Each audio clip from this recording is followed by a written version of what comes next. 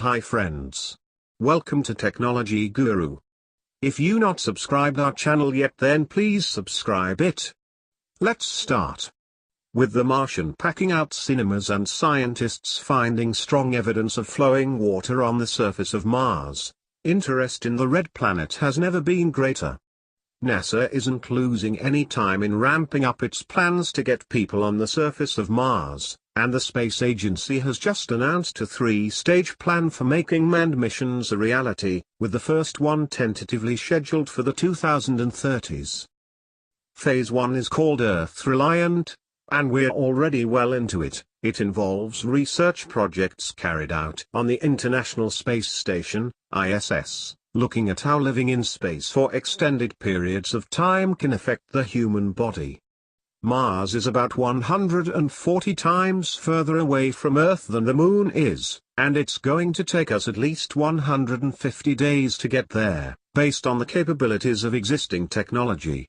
Other experiments being carried out on board the ISS at the moment cover 3D printing, advanced communications systems, and extravehicular operations.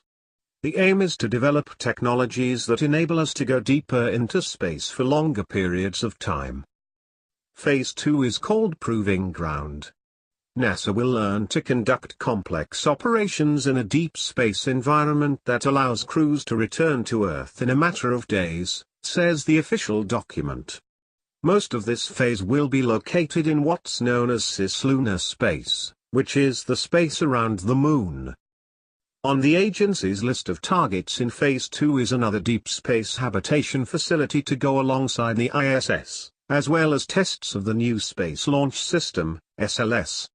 The SLS rocket and accompanying Orion spacecraft should enable us to go farther into space than ever before, and a launch has been penciled in for 2018.